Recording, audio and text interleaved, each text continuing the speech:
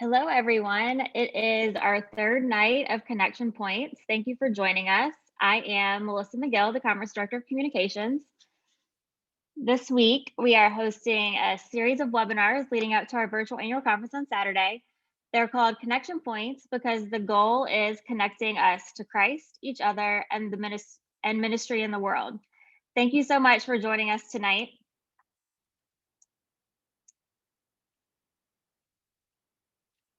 Thank you so much for joining us tonight for a conversation on Theirs is the Kingdom, a feature-length documentary following the creation of the fresco at the Haywood Street congregation. This is a Q&A, so we really hope that you guys will submit your questions. You can do that by adding them to the Q&A box here on Zoom, or if you are on Facebook Live, you can add them in the comments and we will share them here. And with that, I'm going to turn things over to the director, Chris Zaleski, and to introduce the film and our other panelists tonight. Awesome. Thank you, Melissa. And thank you, everybody. I see we have 49 people out there, so that's wonderful. I really appreciate everybody's interest in the project. I appreciate the Western North Carolina Conference United Methodist Church for hosting this event. I wanted to kick it off because hopefully I'm not talking too much. I would love for the artist, Christopher Holt, who's here with us tonight, and Reverend Brian Combs to be talking more than me. But I will just start this by giving a brief background to how the film came about and a few updates with the film, because it is pretty early days in terms of who has seen this project. I mean, this is probably maybe the 10th or 12th event that the film's had. So it's still, early in getting it released. I was approached by Brooke Vanderland, which some of you may know, who's the storyteller in residence at Haywood Street. And just the fact that position exists, I think speaks a little bit about how Haywood Street views storytelling and the power of storytelling. Personally, as a documentary filmmaker, I agree with that. So Brooke and I have known each other for a while, but Brooke told me about this proposed fresco, and I went to a dialogue that Reverend Combs was holding about the project, thinking that I was going to maybe follow this project a little bit, maybe a couple filming sessions, 5. And really quickly, after meeting Brian and talking with Christopher, I realized that it was a project I felt really passionate about. And that original idea of maybe a 10-minute short with 5 or 6 filming sessions turned into a feature-length documentary with 55, 60 filming sessions. And so it really became something that I was really passionate about, and took up about 3 years of production and got us to this point. And right now, the film is starting its film festival run. So it's premiering.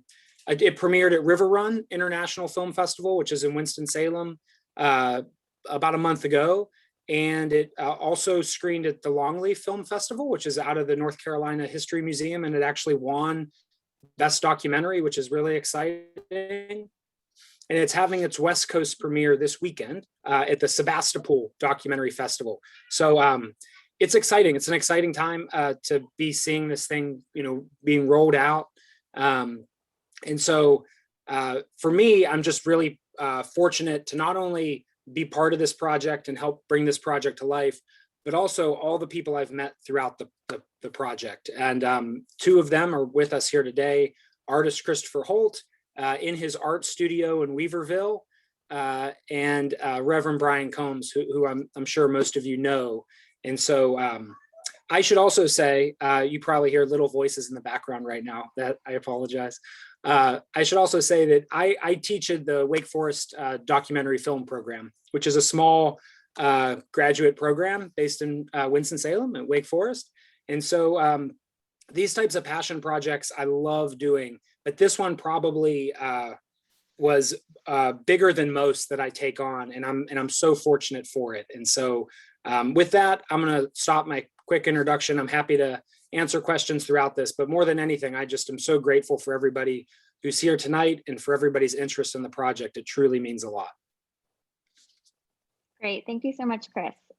So Brian, can you start us off by sharing a little bit about the ministries at Haywood Street? Sure, glad to be here as well, and it's a bit of a homecoming for me. So thank you for hosting Haywood Street tonight, and Chris and Christopher as well. Sure, Haywood Street is a United Methodist Mission congregation. We started 11 years ago in the homeless corridor of downtown Asheville, and we were long on vision but short on any plans or budgets or staff members. And it began with a very simple calling, and that was simply to welcome Jesus, a homeless derelict who was going to show up struggling with mental illness and addiction and be in tattered clothes. And from there, we have listened carefully to that homeless Savior, and he has guided our ministries ever since. And early on, we heard church is often a place of incredible discrimination. So we began a worship service that tried to upend all of that. And rather than being a monologue, it's a participatory hour together. We heard lots of folks say middle of the day, middle of the week is when I use the most. If that's when you could do worship, that would be most helpful. So 12:30 at Wednesday, like today, is when we gather together primarily. We also started a respite center for homeless adults who are ambulatory to come out of the hospital and live with us, sometimes for a few weeks, sometimes for a few months. If you're homeless, you simply don't have follow-up care, and trying to heal on the streets or a tent is impossible. We also have a welcome table, contrary to the typical soup kitchen model. It's a homemade food, sit-down affair pre-pandemic, pottery plates, flowering centerpieces, candles, wait staff, glass stemware, real silverware, linen napkins. Eat all you want. And 50 of the best independent restaurants in Asheville help cook that food. We do a garden, haircuts, a variety of other things. And then most significantly, as of late, we think of the fresco as a core ministry, and thankful to get a chance to share more about that tonight. Yeah, can you tell us a little bit about how the fresco fits into your mission? Sure. Our mission is relationships above all else, and that's a little different than typical urban ministry that tends to lean heavy on the social work side, where you're assessing needs, trying to connect folks with resources. Social workers make the world go round. But for us, we don't want to think about human beings as projects, but rather names rather than numbers. And we are so convinced that the fresco is an unlikely mediator of relationships. For example, when you look at the fresco, you have all of these unhoused and previously unhoused models that are up front in the middle of the sanctuary, larger than life. And you often have housed tourists who come and are in dialogue with the painting. And a beautiful thing often happens is they're gazing at this incredible piece of art, and someone who is literally in the painting walks into the sanctuary and becomes an incarnate reality of the Beatitudes. And a conversation ensues about wealth disparities, who does God bless, the ways in which church is the place, one of the last places, regrettably, where we are called to be family with people not like us. Trying to make dignified offerings to people who often have their sacred worth stripped is central to who we are. We have these two incredible artists, and Chris and Christopher, who gave their lives, their very best, to this piece of artwork, and that's a significant offering we're trying to make to people who've often felt dismissed. Absolutely. And as Chris mentioned, we're about stories, and everybody who lives among us has a remarkable story. It's just that some get lifted up more than others, and the fresco is an attempt to be subversive in that way. Where did the idea for the fresco originate? Christopher, you want to take that one? The idea to do a fresco project at Haywood Street was really kind of an organic process that really grew out of my relationship with Rob Blackburn, and then his introduction of me to Brian. And then I became kind of a guy who would go sit in the back of Haywood Street's Wednesday service and take it in and be part of the community and draw people. And that went on for a few years before the fresco kind of became an idea. And that just happened. I mean, I worked with Ben Long in Asheville, really for 10 straight years, and was able to become an apprentice on his fresco projects. And so it just kind of became a natural thing, not necessarily natural to do it at Haywood Street, just that, I definitely wanted to kind of continue the tradition. And Haywood Street was my community, and Brian and the folks there were open to the idea, and we just steadily started talking about it more and more until it got enough water and started, catching a little sun. And next thing you know, we were painting a fresco. Yeah, that's awesome. You mentioned several times about the connections between faith and art and the way that faith transmutes art. I think, Brian, you said that in the documentary. What do you hope the fresco tells people about who Haywood Street is in the future? Sure. It's an incredibly important question. First, I would want to say that in the church, we've spent an enormous amount of time focused on atonement theory and the cross. Also, the third day, which of course we believe in a God whose love is bigger than the grave. But typically when it comes to Christmas, that's an afterthought. It's just a child born into a gilded crib, and then we move on to New Year's. But the incarnation, in my opinion, is central to the Christian faith. And what you notice about the way Christopher rendered the fresco is it's God showing up in the here and now. It's not a world that is polished or full of pretension. No, it's actually the human condition as it is. And that's the very thing that God says yes to in Jesus. And we can't be reminded about that enough, especially among folks who have been told their bodies are not inhabited by God. Their flesh and blood is not worthy. And here we have a story of Jesus showing up in the vagrants, in the forgotten, and the untouchables of the world. We want to say explicitly as many ways as we can, actually, the gospel is always not only countercultural, but it is intended to be a contrarian. That no, it's not the warmongers.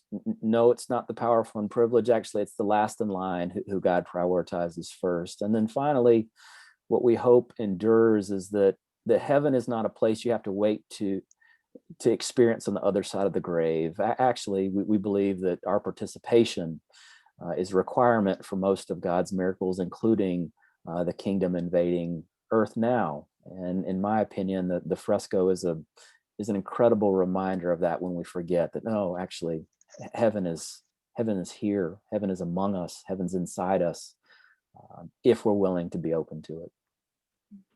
Absolutely. That's great. Christopher, let's come back to you and talk a little bit more about this project itself and creating the fresco. Was this a project different than others you've participated in the past? Absolutely. And if so, how so?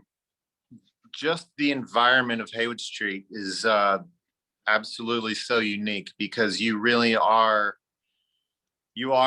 amongst the Beatitudes on the campus of Haywood Street, and you're also amongst the folks. You're with the haves all the way to the have-nots, and your conversations could go anywhere. Anything can happen really to you. That the hands that are at the top of the fresco are really meant as a symbol to be caught in this moment between giving and receiving, because so many stories of folks you talk to that are there, the people that end up really getting the most are the folks just visiting or volunteering. You think that it's the folks on the street or from the street that are coming for a meal or for one of the other services, but it's really what happens to those that are applying or helping along. They end up the script is flipped almost every time.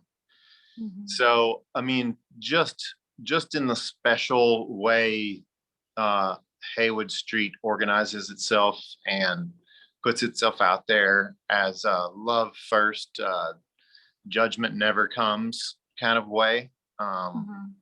it's really that separates it from any project that I'd worked on before. I mean, as a fresco site, it's similar in that what's amazing is the community that's built up around creating something grand and magnificent.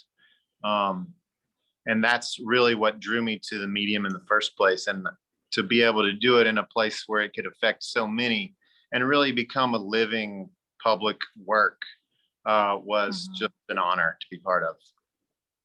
That's great. We have a question from one of our viewers, Amy Vaughn. She asks, with so many people that are part of the Haywood Street fresco or Haywood Street congregation, how did you decide who to put in the fresco? It's a great question and my worst nightmare, because inevitably in choosing somebody, I was not choosing somebody else, which is so anachronistic to any sort of decision that's made at Haywood Street, because it's really the group dynamic and the support of all that comes into play in everything they do. So after being kind of, and this is one of the things that was the most helpful, was like I wasn't really just somebody coming in and all of a sudden I was painting a giant picture. I was already kind of in the mix, and that was very helpful in terms of just knowing people and people knowing me and knowing that my intentions were honest and genuine. But we really just tried to start with the folks who had helped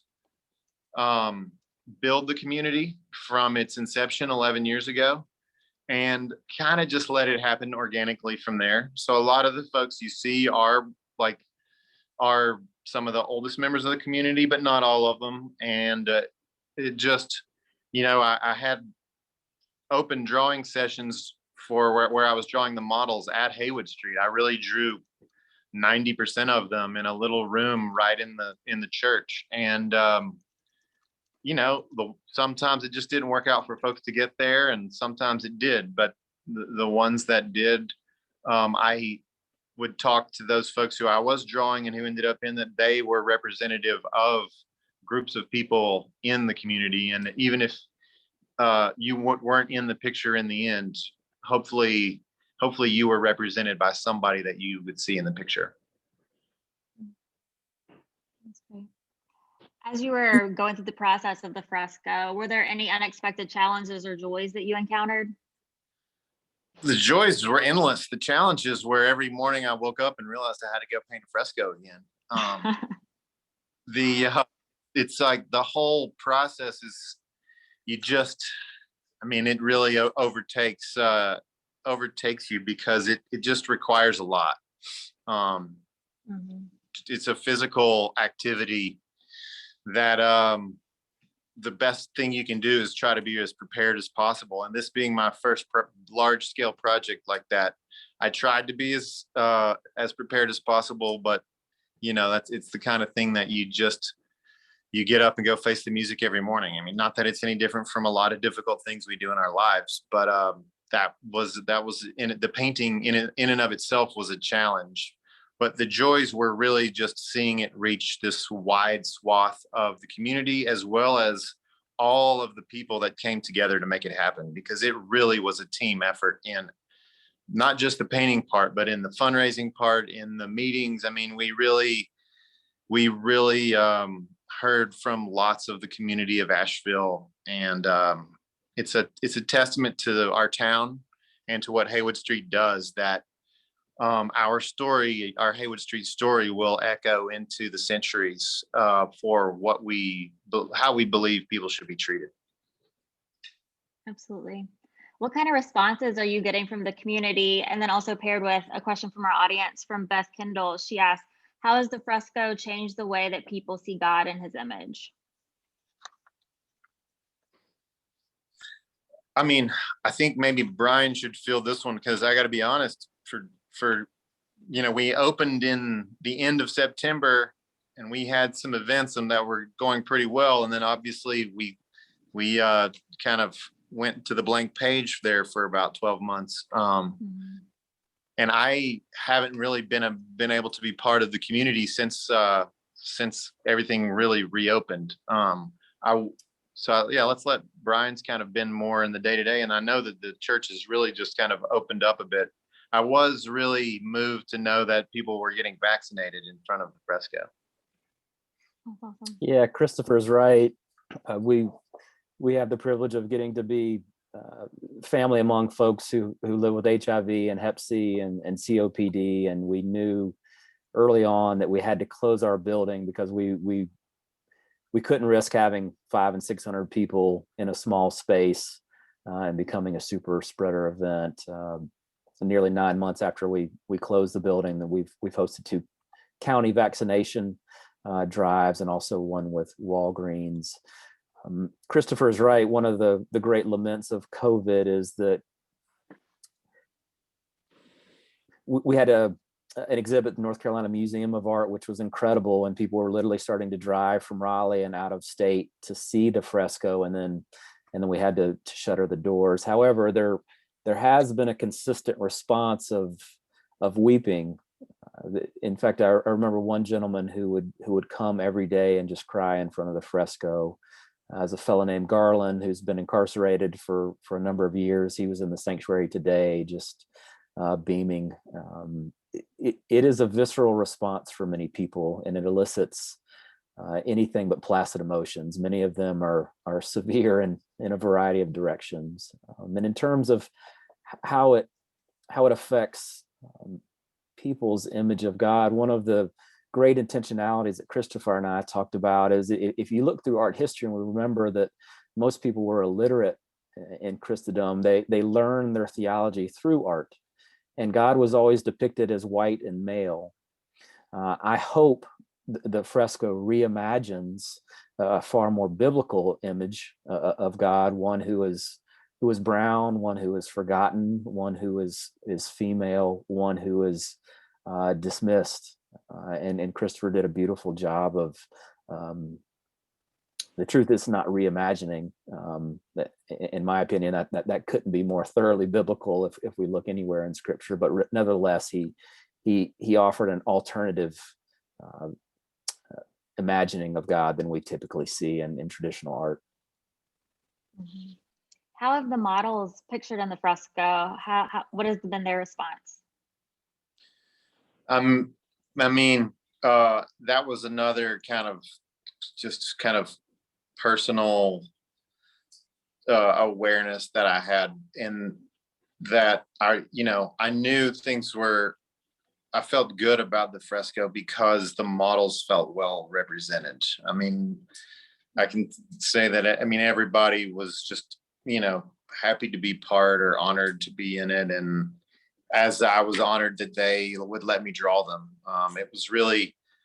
It affected different people, more or less, but I would say that mostly people, it really made them proud to represent that community, and it made us friends for life. I just visited Blue in the hospital, and I get calls on the phone from James and Jerry, and these are part of my family, really.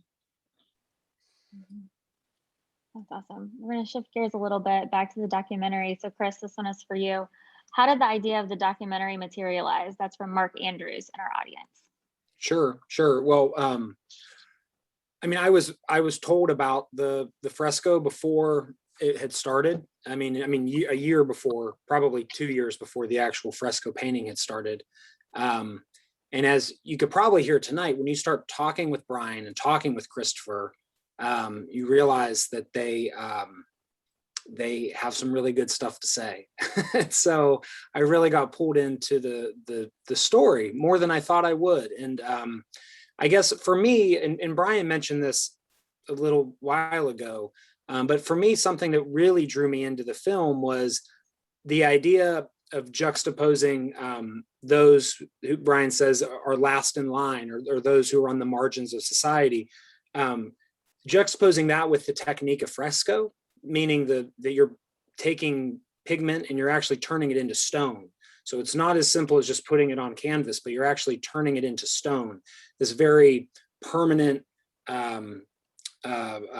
symbolism in a way. And that juxtaposition, when I really learned about the technique, pulled me into it. And so it became something that I just kept filming. And fortunately, Christopher would have these long sketching sessions with the models, and I would just sit there and talk to them or not, and just listen and film. And then I would maybe go to, if they were housed wherever they were living at the time, or meet them back at the church and just film with them a little bit more. And it really did just, take on a life of its own. And I kept filming, and I kept meeting really interesting people, and folks kept sharing their stories with me. And so it became kind of a snowball effect, so to say. And fortunately, the way that I make documentaries is that I'm primarily a one-man band. So I don't have a huge crew. I am the cinematographer and the producer and the director. And so it allows people, I think, to feel more comfortable where there's not a ton of people in the room.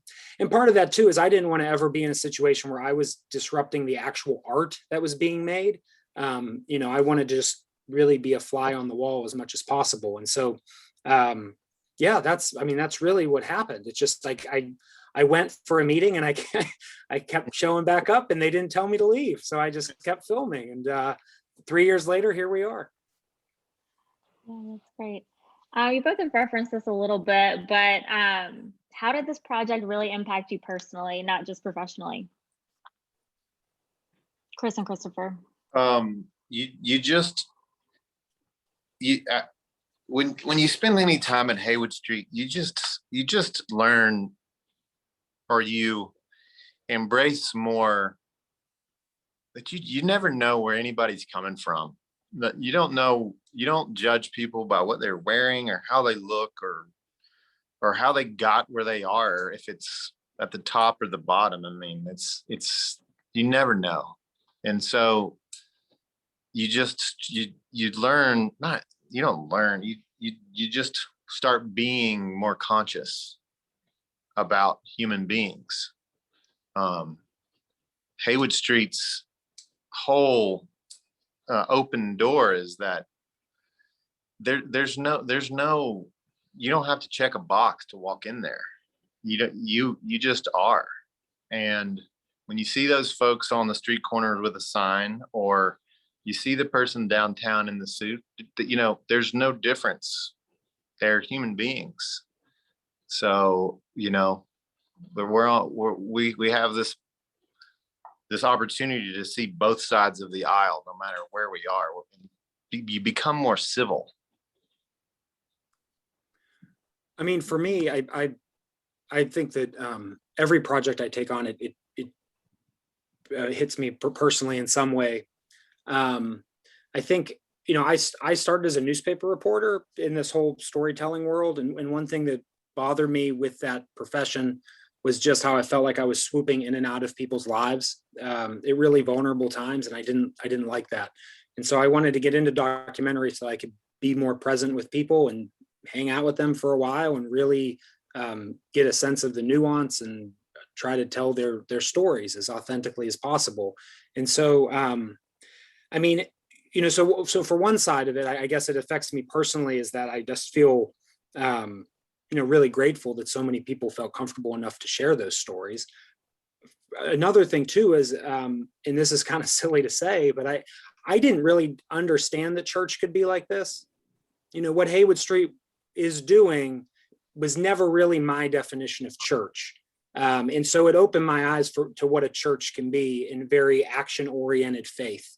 And so, that's probably the biggest way that it affected me personally, was just, spending so much time on the campus of Haywood Street, and talking with folks, and seeing the whether it was the welcome table or respite, or the art room, all of these different programs that were happening.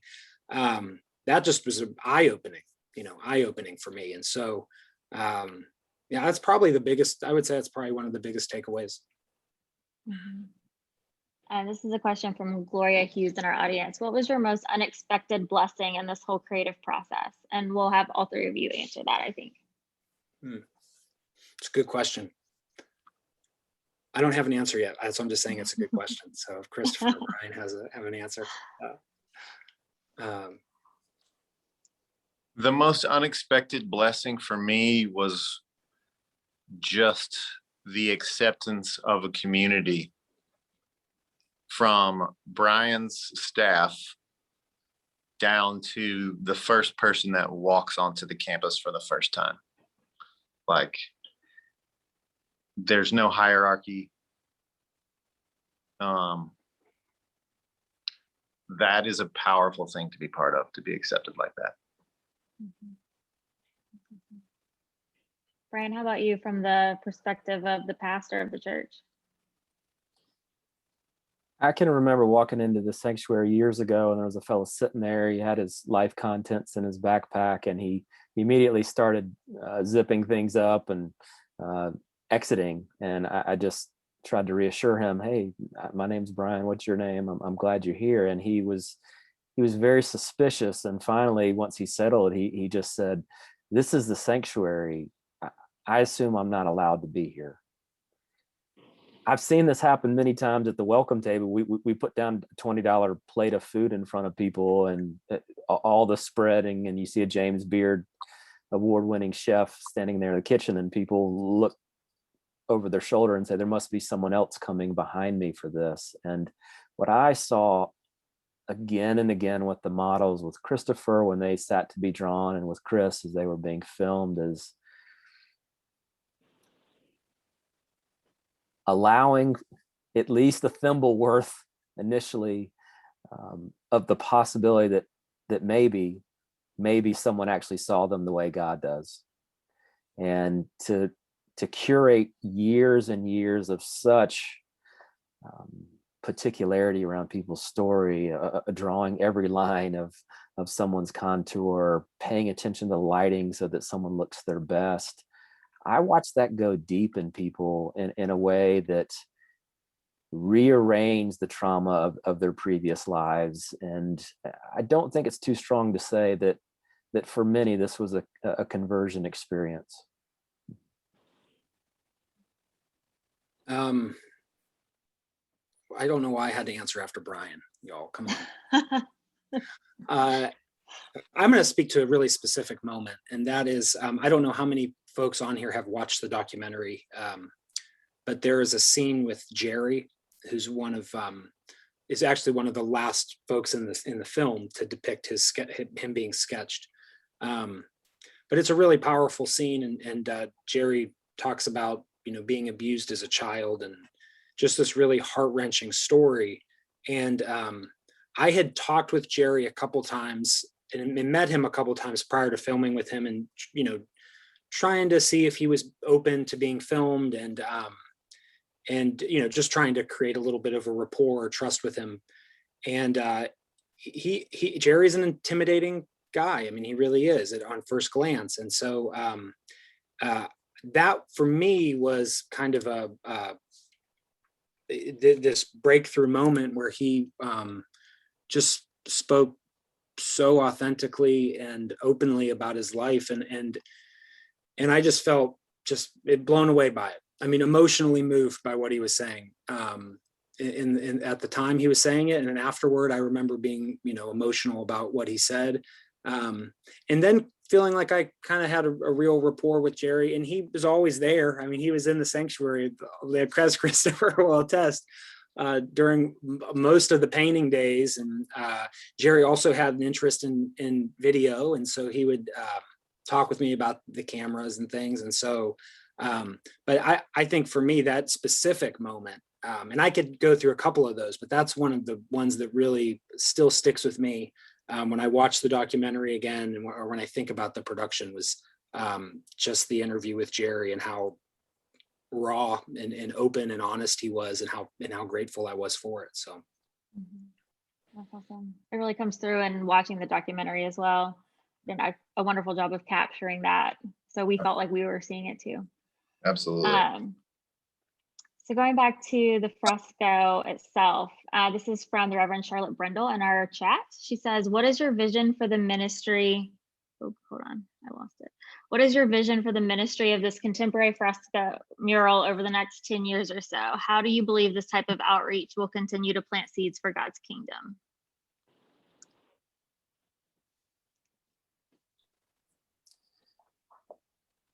I hope once people are able to gaze at Christopher's work again in the sanctuary, they will reconsider the gospel they were taught as children. I grew up in suburban Charlotte, and certainly had wonderful people in my life who were role models, but I was never exposed to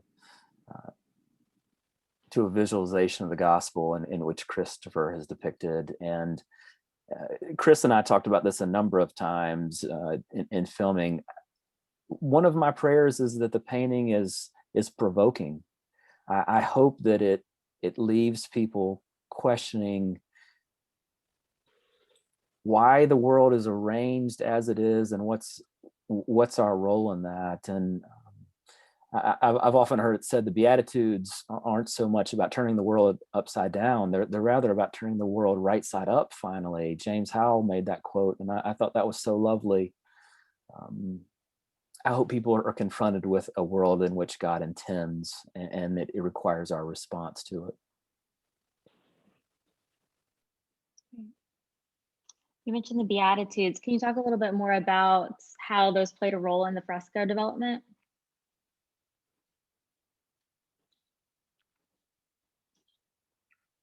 You want me to do that one?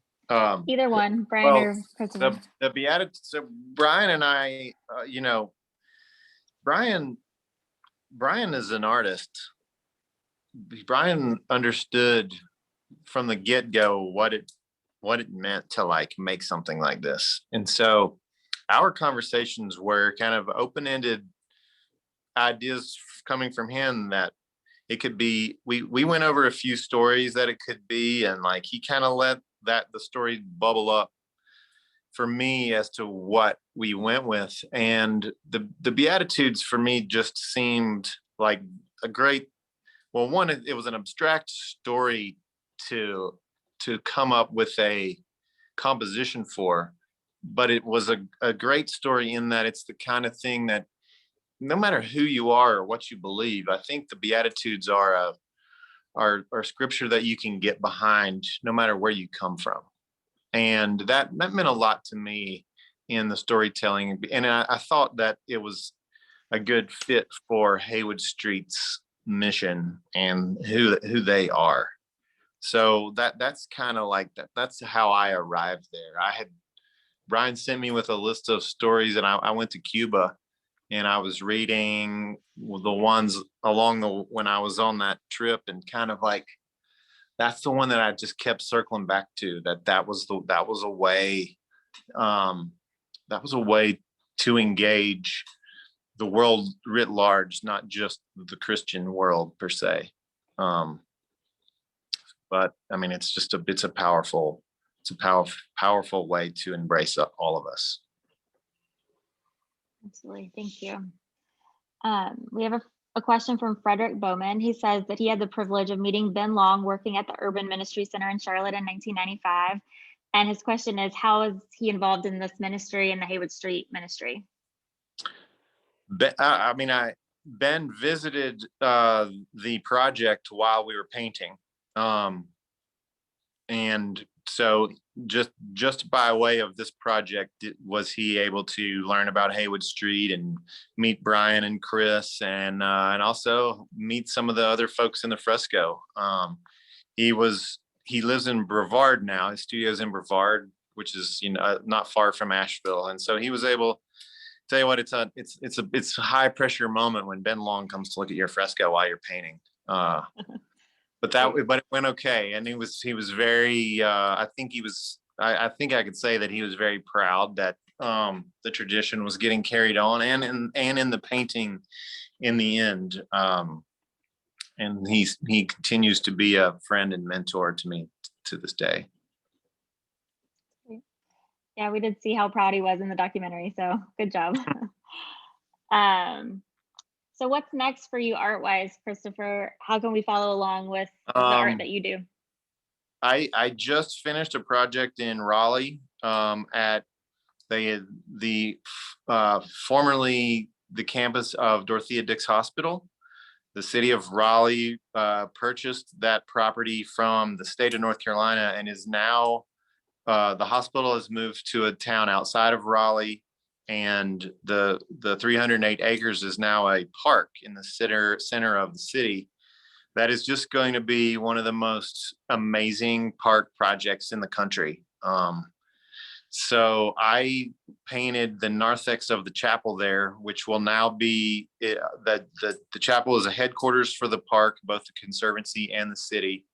And I kind of told the story there of the history of the land from native time to pre-Civil War plantation and slave plantation and Dorothea Dix Hospital, and then its future as a park.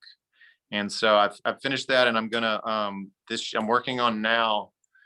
It's in the works, but I'm gonna do an altarpiece that's gonna go like a 5-portrait fresco altarpiece that perhaps Chris Zaleski and I are gonna get a chance to work together again. We're working on the proposal right now, but it's an altarpiece to female contributors to Appalachian music, and it will go into an old country store in Ashe County, which is the county in North Carolina where Ben Long brought fresco to the U.S. from Florence, and he got his start there with his depiction of the Last Supper and a pregnant version of Mary and John the Baptist. So that's a cool kind of full circle for Ben Long and I's story, and I'm looking forward to kind of sinking my teeth into that. So. Thanks for asking. Great. Did want to share a comment also from Robert Tuttle. He shares that he's so grateful for what you guys are doing. This is the mind of Jesus. And he also talks about how people can be involved. So let's go ahead and talk about how our viewers, people outside this, can get involved with what you guys are doing through screenings or through visiting the fresco, things like that.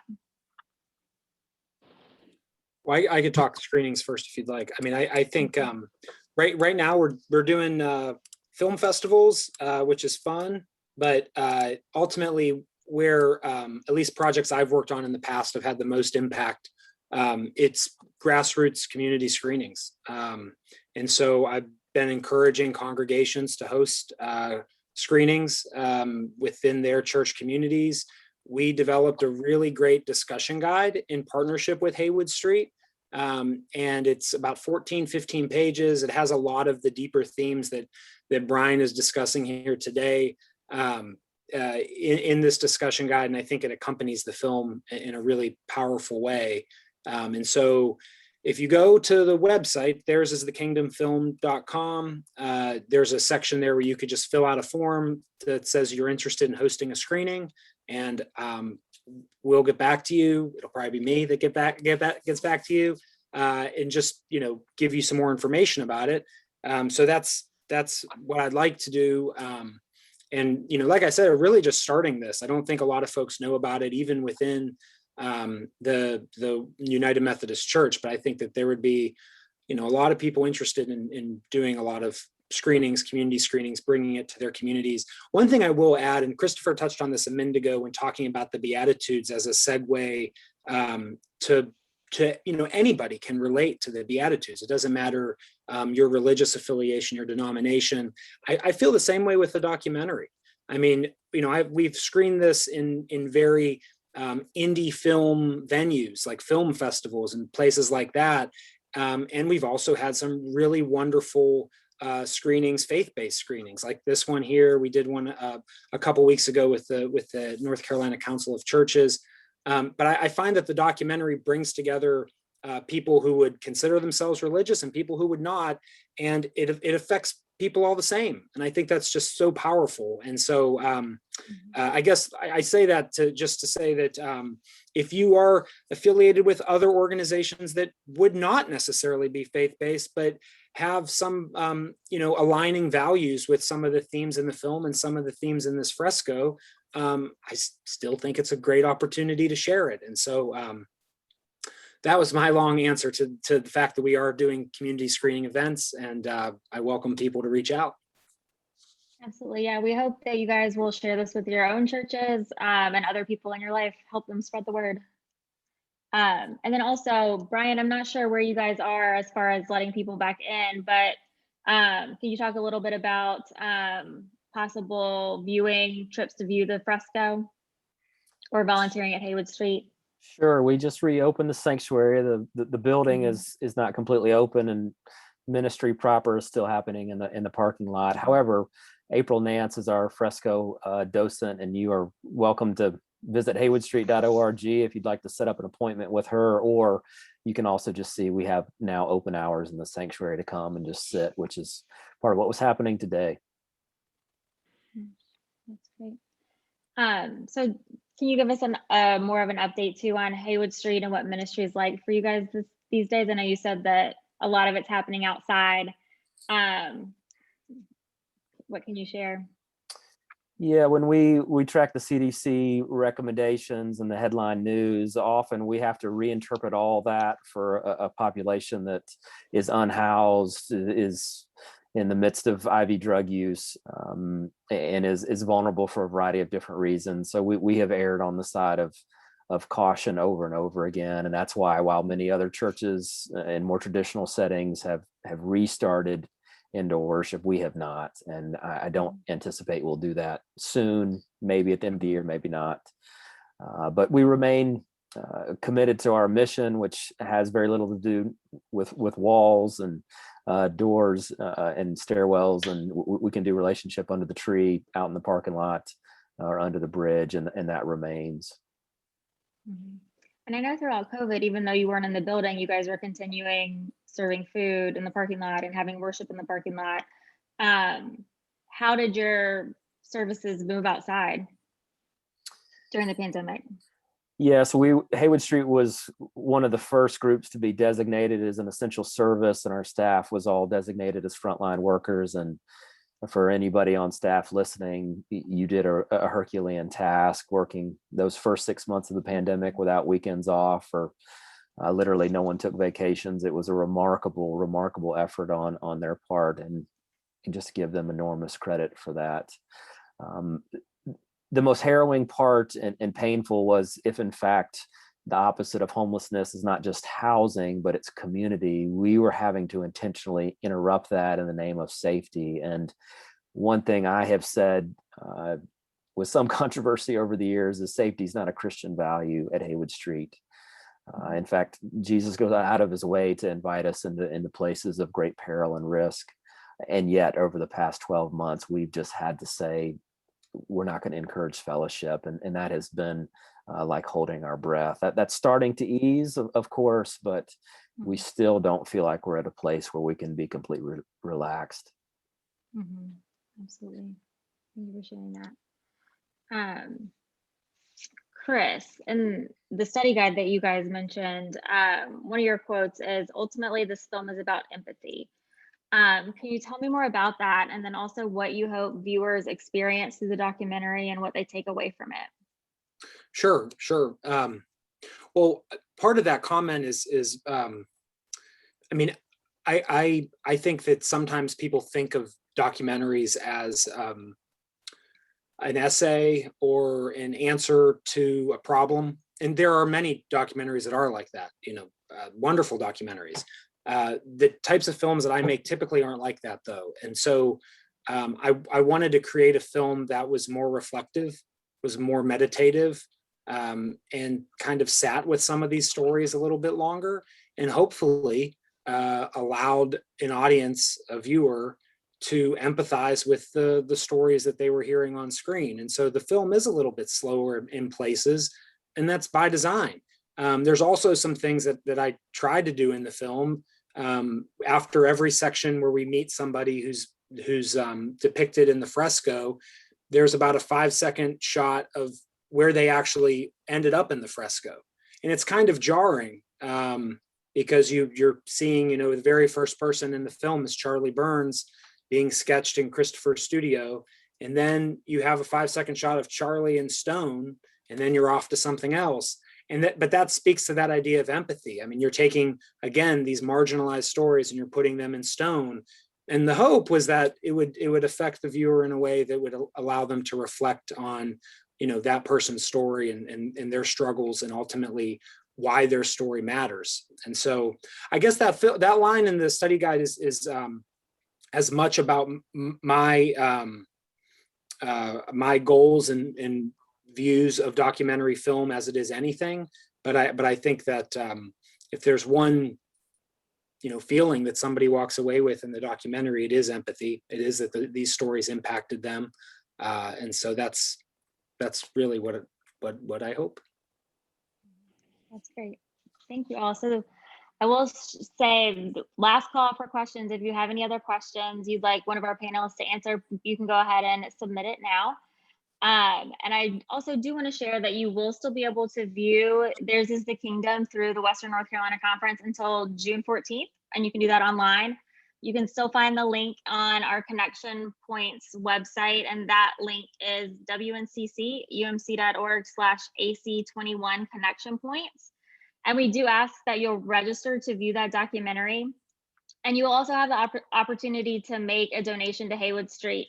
This isn't required. You can just click 0 if that's not available for you right now. But we do hope that you'll consider supporting this ministry, and then also supporting the documentary by hosting a screening in your church or telling other people in your life about it.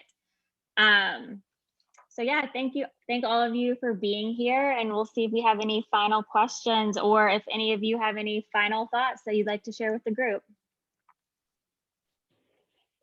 I would just say, if you follow us on Instagram, you got to have your social media shout out here, but that's Theirs is the Kingdom on Instagram to follow updates on the film.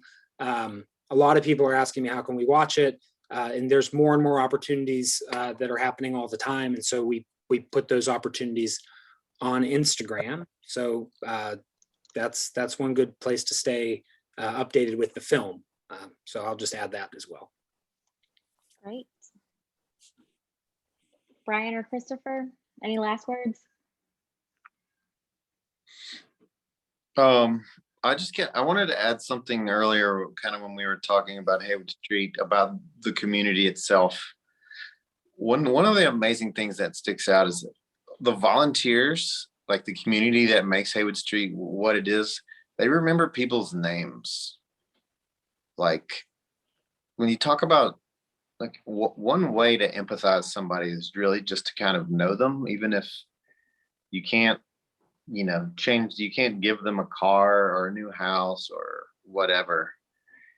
When you see, when somebody hears their name, when they are recognized, and this goes along the lines of me drawing them and putting them in the fresco, or becoming part of the documentary, or literally coming to Haywood Street to eat lunch, and somebody says, hey, Thomas, or, hello, Angel.